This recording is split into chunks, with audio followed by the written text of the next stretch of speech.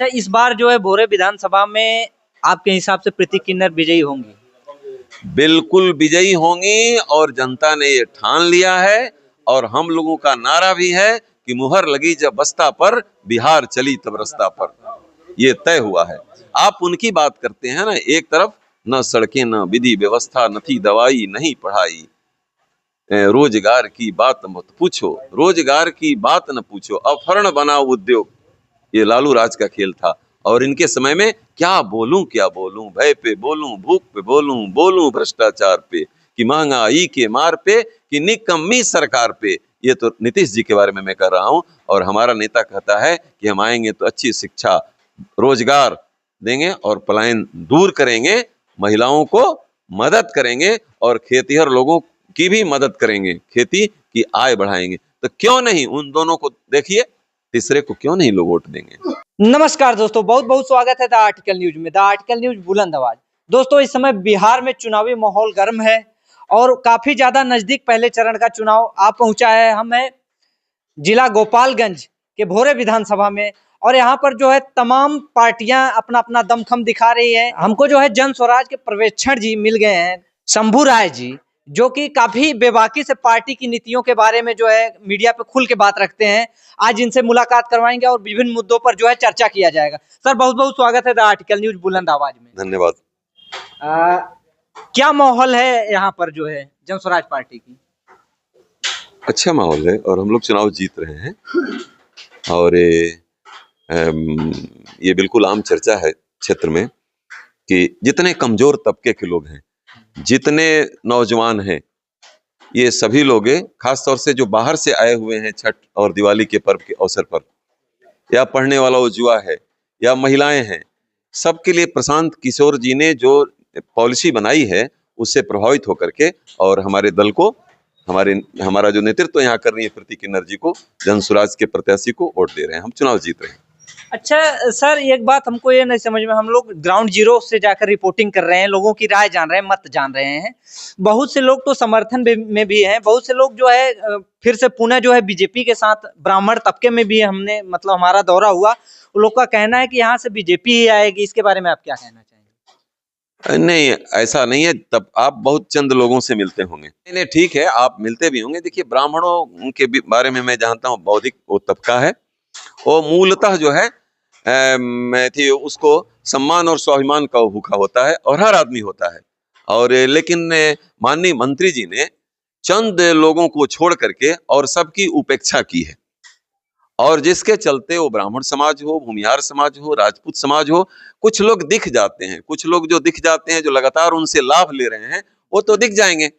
लेकिन ऐसे चंद लोग होते हैं, 1-2% ही हुआ करते हैं, बाकी समाज उनसे रुष्ट है, वो कोई भी समाज हो। जब बिहार में जो है विकास को लेकर के काफी चर्चाएं चल रही हैं, लोग बोल रहे हैं कि बिहार में विकास नहीं हो रहा है। नीतीश कुमार जो कि यहाँ के मौजूदा मंत्री जी हैं, उनका कहना है कि हमने तो बिहार में विकास की गंगा बहा दी। किस हद तक आप देखते हैं इसको, कैसे देखते हैं? नहीं, नीतीश कुमार ने शुरुआती दौर में माननीय मुख्यमंत्री जी ने अच्छा काम किया था, लेकिन इधर कुछ जिन लोगों से वो घिर गए हैं, वो भ्रष्टाचार की उनकी वो चौकड़ी जो बन गई है। अभी स्वास्थ्य मंत्री मंगल पांडे को देखिए, या अशोक चौधरी, उनको देखिए, जो चौधरी जी हैं, ये तमाम लोग, ऐसे सम्राट चौधरी को देखिए। तो ये सब लोग भ्रष्टाचार में इस तरह डूबे हुए हैं कि माननीय मुख्यमंत्री जी को लोग चलने नहीं दे रहे हैं। और विकास का प्रमाण तो आप देखेंगे जब आप चलते हैं हुसेपुर की तरफ से भोरे की तरफ जो सड़क आती है, और कितनी टूटी हुई वो जर्जर सड़कें हैं, तो अब विकास की क्या बात कहिएगा। शिक्षा की स्थिति वही खराब है, यहाँ पर कॉलेज की स्थिति सही नहीं है। और क्या आप शिक्षा की बात करेंगे, 5 साल में जहाँ डिग्री नहीं मिल पाती है, वही बगल में उत्तर प्रदेश में 3 साल में डिग्री मिल जाती है। तो ये कहने के लिए विकास की गंगा बहा रहे हैं, ये विकास नहीं, ये भ्रष्टाचार के नाले में ये गोता लगा रहे हैं। अच्छा, इस समय राजनीतिक पार्टियां जितनी भी बिहार में अपना दमखम दिखा रही है या चुनाव लड़ रही हैं, तो हाल ही में आपने सुना होगा तेजस्वी यादव जी का बहुत ही पॉपुलर बयान खुलकर सामने आया था कि हमने जो है 17 महीने में बहुत कुछ बदलाव कर दिया, नौकरी दे दी। अगर हमारी सरकार आप बनाते हैं, विश्वास जताते हैं हमारे ऊपर, तो हम जो है एक घर में एक सरकारी नौकरी देंगे। क्या ये संभव है कि एक घर में एक नौकरी हो सकता है? नहीं, इतना नौकरी नहीं है बिहार में। और 2 करोड़ के लगभग यहाँ पर परिवार हो, जहाँ पे 2 करोड़ प्लस में जहाँ परिवार हो, तो आप बताइए 2 करोड़ नौकरियां कहाँ मिलेगी। माननीय प्रधानमंत्री कह दिए कि मैं 2 करोड़ नौकरी दूंगा। अब इतना साल 10 साल प्लस हो गया, आजकल कहाँ नौकरी दे पाए। तो ये सब तो जुमला है और लोगों को बरगलाने और फंसाने और भुलियाने का ये सब तरीका है, ये कुछ नहीं कर पाएंगे। अच्छा, जब चुनाव आते हैं तो लोग जो है मतलब तैयारी करने के लिए, प्रचार प्रसार करने के लिए गांव में जाते ही रहते हैं, लोगों से मिलना जुलना होता है। लेकिन हमने बहुत से ग्राम सभा ऐसी भी देखी कि एक जो है भरपटिया ग्राम सभा है, वहां पर जो है एक नदी है, नदी के ऊपर से खंबे, बिजली के खंबे को रख करके जो है बच्चे आते जाते हैं स्कूल के लिए, और बाढ़ जब आ जाती है तो 2-3 महीने स्कूल भी नहीं जा पाते हैं। ऐसे में बिहार में बदलाव किस तरह से हो पाएगा? अब ये बताइए, विकास का तो यही नमूना है ना कि वहाँ बच्चे डूब जाएं, वो खंबा इधर उधर फिसल जाए, तो ये क्या इन्होंने विकास किया है? तो ये बदलाव तो होगा ही। प्रशांत किशोर जी इसी बदलाव के लिए चल रहे हैं ना। वो शिक्षा, रोजगार, पलायन रोकने की बात तो कर रहे हैं, महिलाओं की बात तो कर रहे हैं, और ऐसे खेतिहर लोगों की बात कर रहे हैं कि उनको हम मनरेगा से मजदूरी देंगे और उतना उनका बचत तो होगा, खेती की आय तो बढ़ेगी किसानों की। तो इतना बड़ा जो एजेंडा लेकर के और कार्यक्रम लेकर के जो आया हुआ है, तो जनता तो उसके साथ जुड़ेगी ही, नौजवान तो उसके साथ जुड़ेगा ही। आप भोरे विधानसभा में देखिए, नौजवान अभी आप देख रहे हैं कि हमारे पास उनसे कम गाड़ियां चल रही हैं, हमारे पास उनसे कम प्रचार हो रहा है, लेकिन लोग समझ रहे हैं कि वो लूटी हुई संपत्ति है, वो लूटा हुआ धन है, और उस धन के आधार पर ये भले गाड़ियां चला रहे हो, ये प्रचार कर रहे हो, हम लोगों को डरा रहे हो, धमका रहे हो इनके लोग, लेकिन जनता सब समझ रही है और जनता उनको वोट नहीं देने जा रही है। दूसरी तरफ माले के लोग हैं, धनंजय कुमार जी हैं। तो धनंजय कुमार जी के बारे में आप क्या कहेंगे? वो तो बाहर के हैं। तो बाहर के आदमी को कोई यहाँ वोट दे देगा और चुनाव अगर जिता देगा तो उसके लिए पटना और गया जाना न पड़ेगा। इसलिए क्यों नहीं स्थानीय प्रत्याशी को, जो समाज सेवा करती हैं, जो समाज सेवा में रही हैं, लोगों की मदद करती हैं, उनको क्यों नहीं लोग वोट देगा?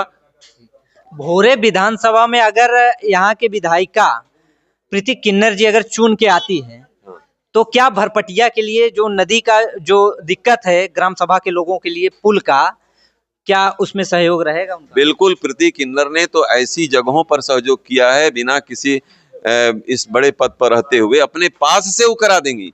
विधायक निधि तो उनके पास होगा ही, वो तो अपने पास से करा देंगी। भरपटिया में जहां वो मामला है उसको बताइएगा फिर हमें, और अगर विधायक जनता चुनती है तो जरूर कराएंगे वो। और आखिर में जाते जाते आपसे एक चीज और हम पूछना चाहेंगे, इस समय जितनी भी राजनीतिक पार्टियां हैं, सब कुछ न कुछ निशाना साध के कुछ न कुछ मतलब बरगलाने के लिए पब्लिक को वादे कर रही हैं, और लुभावने ऐसा ऐसा चीज बता करके कि पब्लिक हमारी तरफ आए। तो जन स्वराज पार्टी का क्या मुद्दा रहेगा इस बार चुनाव में? आप तो देखते ही हैं, शिक्षा, सच्ची अच्छी शिक्षा मिले लोगों को, रोजगार मिले, पलायन बंद हो, ये मुद्दा रहेगा। समाज में सौहार्द रहे, एकता रहे, सब लोग मिलजुल करके काम करें।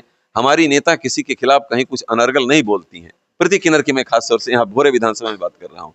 और दूसरे तरफ वो लोग हैं जो भ्रष्टाचारी लोग हैं, जो अकुत धन संपत्ति इकट्ठा करने लोग हैं, जो अहंकारी लोग हैं। और एक तरफ कौन है? वो माले वाले लोग जो समाज में विद्वेष पैदा करते हैं, अराजकता पैदा करते हैं, लाठी मार बात करते हैं। तो ये जो तथाकथित बड़े लोग जो कहीं कहीं इधर उधर दिख रहे हैं, वो केवल दिख रहे हैं।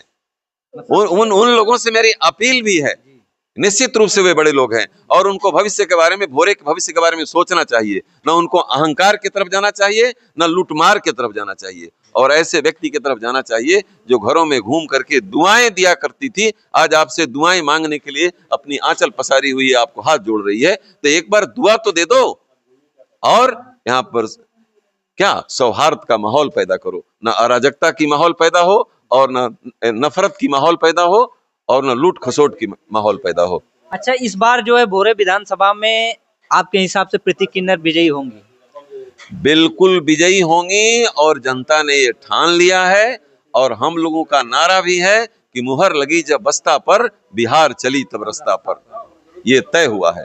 आप उनकी बात करते हैं ना, एक तरफ न सड़कें, न विधि व्यवस्था, न थी दवाई, नहीं पढ़ाई, रोजगार की बात मत पूछो, रोजगार की बात न पूछो, अपहरण बनाओ उद्योग, ये लालू राज का खेल था। और इनके समय में क्या बोलूं, भय पे बोलूं, भूख पे बोलूं, बोलूं भ्रष्टाचार पे, कि महंगाई के मार पे, कि निकम्मी सरकार पे। ये तो नीतीश जी के बारे में मैं कह रहा हूं। और हमारा नेता कहता है कि हम आएंगे तो अच्छी शिक्षा, रोजगार देंगे, और पलायन दूर करेंगे, महिलाओं को मदद करेंगे, और खेतीहर लोगों की भी मदद करेंगे, खेती कि आय बढ़ाएंगे, तो क्यों नहीं उन दोनों को देखिए, तीसरे को क्यों नहीं लोग वोट देंगे। बहुत बहुत धन्यवाद समय देने के लिए। शंभू राय जी थे जो कि जन स्वराज पार्टी की तरफ से जो है काफी दमदारी से मुद्दा उठाते हैं, रखते हैं मीडिया में, इनका प्रेजेंटेशन जो है काफी तगड़ा है। इनसे जो है विभिन्न मुद्दों पर चर्चा किया गया और चुनावी माहौल के बारे में भी जानने का प्रयास किया गया। दोस्तों, आप लोग इनकी बातों से कितने % सहमत हैं, अपनी राय कमेंट बॉक्स के माध्यम से जरूर दें। इसी तरह की न्यूज आप लोग को इस चैनल पे मिलते रहेंगे। तब तक के लिए इजाजत चाहेंगे। जय हिंद, जय भारत।